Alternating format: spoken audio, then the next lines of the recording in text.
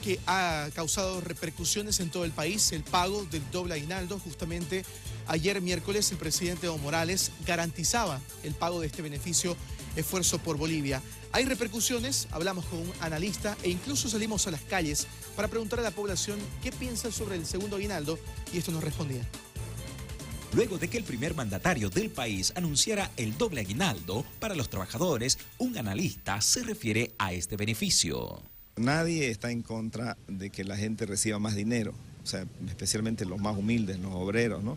Pero también esto les puede afectar a las empresas pequeñas, a las empresas medianas, y ahí está el dilema, ¿no? Yo creo que hay que ver las dos aristas, ¿no? Es decir, primero, que el doble aguinaldo se constituya en un beneficio real, pero que le dé posibilidades al empleado de que de su fuente de trabajo sea sostenible. El MAS siempre ha utilizado de una manera muy hábil el Estado, digamos, los beneficios, y algunas veces lo ha hecho bien, ¿no? Pero el doble aguinaldo en realidad es controversial, ¿no? Y efectivamente ahora el doble aguinaldo está distribuyéndose con la esperanza de que la gente vuelva a apoyarlo al presidente. Asimismo, la ciudadanía se manifiesta con sus opiniones diversas al tema.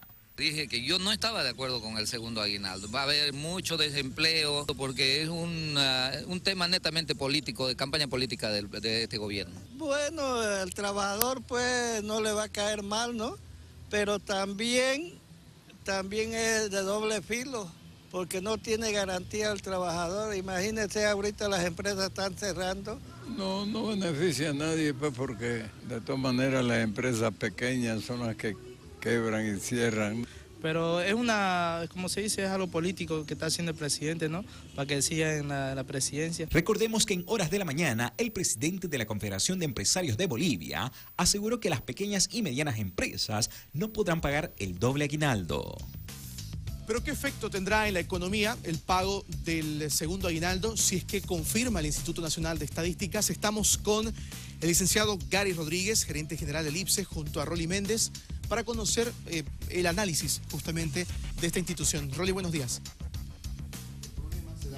Sí, exactamente, Alexis, indicarle que el licenciado está realizando la evaluación luego de que el presidente del Estado hiciera el anuncio del pago del segundo aguinaldo. Escuchamos lo que dice el gerente del ICSE. Interanual de julio del 2017 a junio de este año. Y claramente ahí, por ejemplo, vemos que aparece el sector agropecuario con un crecimiento de 7.5%, que es lo que jala, lo que ayuda a gatillar el segundo aguinaldo. Pero hay que preguntarse, ¿contra qué año nos estamos comparando? Recordémonos que el sector agropecuario tiene por lo menos 3 años de calamidades con el clima. Fue en su momento inundaciones, el 2016 sequía, y claro, cuando uno se compara con un mal año vamos a tener este tipo de crecimiento.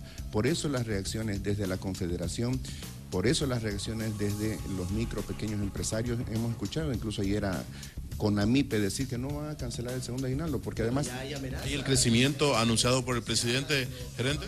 Que inclusive amenazan con tomar las empresas en caso de que no se llegue a cancelar este beneficio. El presidente ha manifestado que la economía ha crecido por encima del 4,5% y eso gatilla el pago del segundo aguinaldo.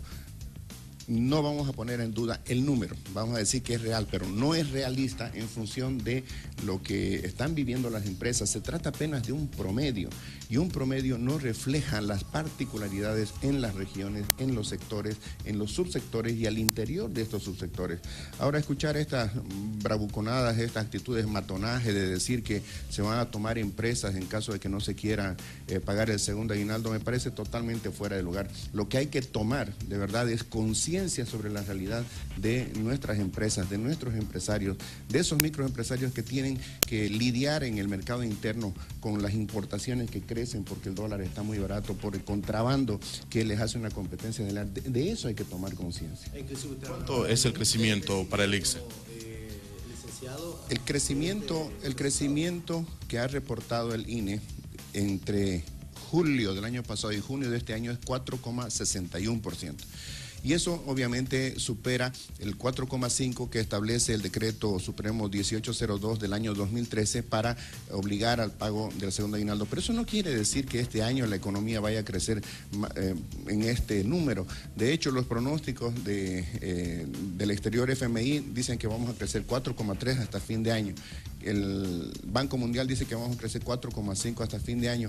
Y un elemento más, ¿por qué tenemos que preocuparnos por pagar un segundo aguinaldo cuando la economía crece 4,51%? ¿Acaso la gran tarea no sería más bien dar los incentivos para crecer al 7, al 8 o al 9%? Creo que ese es un tema que debe entrar en agenda y que debe ser del interés de los trabajadores para que así puedan ganar más y no tener que depender de las dádivas que se generan desde el Estado. ¿El sector ha tenido más crecimiento, licenciado? De acuerdo a datos del INE, el sector agropecuario ha crecido un 7,54%, construcción 6,13%, establecimientos financieros 5,56% y comercio 5,0%. Pero si nosotros vemos los números que han reportado ayer desde el gobierno, vemos que de los 11 sectores que han sido considerados, 7 de ellos están por debajo del 4,5%. Sectores como transporte, otro tipo de servicios, industria manufacturera, minería, electricidad, gas y agua e hidrocarburos, están por debajo del 4,5%. La pregunta es, si ellos también van a tener que pagar, entonces estarían transfiriendo verdaderamente parte de sus utilidades, lo que tendrían que reinvertir, lo que debería hacer crecer la economía. Esto es lo que hay que discutir, que una empresa que no gana lo suficiente, una empresa que ni siquiera gana o que están perdiendo, que tenga que prestarse para pagar un segundo aguinaldo cuando ya los trabajadores tienen consagrado por ley un aguinaldo fijo fin de año y una participación en las utilidades a través de la prima, nos parece que es un exceso. Es el análisis que hace el gerente del ICSE acerca del anuncio del pago del segundo aguinaldo, Alexis. Bien, Rolly, una consulta para el licenciado Gary. En este caso estamos hablando de que el pago... Bien, vamos a poner los auriculares al licenciado Gary Rodríguez. Él es el gerente del Instituto Boliviano de Comercio Exterior. Licenciado, ¿cómo le va? Buenos días. Lo saluda Alexis Mendía desde Bolivisión. Muy buenos días, Alexis. Adelante, por favor. ¿Cómo le va? Licenciado, usted habla de una afectación a la economía boliviana con el pago del segundo aguinaldo. Cuando uno hace esta consulta a los trabajadores mencionan de que los grandes empresarios, de que los empleadores no quieren compartir las ganancias con los empleados. Mire, no se comparte lo que no se tiene. En el caso del sector público es muy fácil acometer con el pago de este segundo aguinaldo porque si el Estado no tiene suficientes recursos, pues lo que va a hacer es prestarse. El problema con las empresas es que cuando no ganan van a tener que prestarse y muchas de ellas ya están endeudadas. Sabemos que una empresa, por definición, lo que quiere es generar utilidades para poder crecer. Cuando esa utilidad es pequeña, se la transfiere como un segundo aguinaldo, no se crece. Cuando la utilidad no existe, hay que prestarse. Y si hay una situación de dificultad financiera, lo que va a pasar en las empresas es que van a tener que disminuir la cantidad de empleados y al final el remedio va a ser peor que la enfermedad para los propios trabajadores. Es decir, que el pago del segundo aguinaldo estaría poniendo en riesgo la estabilidad laboral de muchas empresas. Eso es lo que se ha dicho y reiteradamente, no solamente desde la Confederación, sino que los propios micros, pequeños, medianos empresarios han manifestado que con esto prácticamente se los empuja hacia la informalidad, porque el costo que se está dando de la mano de obra, que va creciendo cada año, por ejemplo, este año con el incremento salarial obligatorio en el sector privado, pero no obligatorio para las empresas del Estado, eso por ejemplo es una discriminación contra las empresas, pero también contra los trabajadores, hace que nosotros nos estemos volviendo menos competitivos. Con un dólar tan barato, las importaciones están creciendo en demasía, hay contrabando en el mercado y contra eso es lo que tiene que competir este sector legal, este sector formal, al que le obliga a pagar aumentos salariales desmesurados, pero además este tipo de dádivas como sería un segundo aguinaldo. Licenciado, cuando esta consulta se la trasladamos al sector de trabajadores, de que hay muchas empresas que anuncian su cierre por el pago del segundo aguinaldo, ellos hablan de que este es un discurso de todos los años y que las empresas continúan funcionando. ¿Hay un registro de estos cierres de empresas? Mire, siempre en el mercado hay empresas que entran y empresas que salen, pero aquí vamos a tener en cuenta una situación. Esta medida atañe al 20 al 25% de los trabajadores. El resto de los trabajadores está dentro de la informalidad, muchos de ellos incluso en la ilegalidad. Trabajadores que no tienen ningún tipo de beneficios o cobertura social, trabajadores que no tienen límites de horario, que no tienen seguridad industrial, seguridad laboral.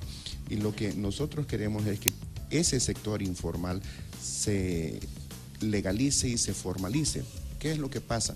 Que hay empresas que entran a la formalidad, pero hay otras que salen. Entonces, una empresa que salga de la formalidad es una gran pérdida, porque ese trabajador, reitero, no va a tener horario de entrada ni de salida, no va a tener beneficios de salud, de jubilación, etcétera. Entonces, es un tema también conceptual y de calidad de empleo. Cuando se dice que se encarece el trabajador en el sector legal y formal, a lo que se le está exponiendo es que a la empresa reduzca el número de trabajadores para repartir la misma torta entre menos, o que el día de mañana esa empresa tenga que salir a la informalidad y precarizar la calidad de los empleos. Licenciado, ¿por qué hay esta variación entre datos del crecimiento económico del país a nivel internacional con datos que maneja el Instituto Nacional de Estadísticas en Bolivia?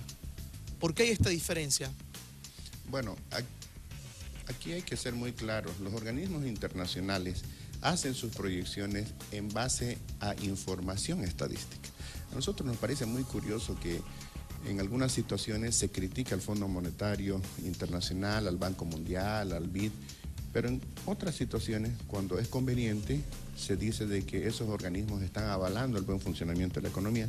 Sin embargo, en ambos casos, estos organismos están utilizando cifras oficiales del gobierno, concretamente del INE, que es la entidad que por ley está llamada a dar estos datos de manera oficial. La diferencia en cuanto a los estimados nace probablemente de una diferencia en la interpretación de esos datos.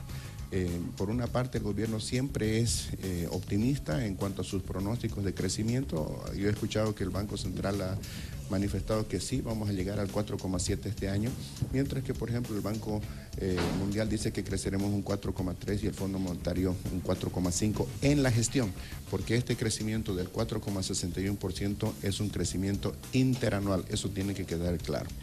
Contacto en vivo con el gerente del Instituto Boliviano de Comercio Exterior, el licenciado Gary Rodríguez. Licenciado, muy amable por su tiempo, gracias por este contacto, muy gentil.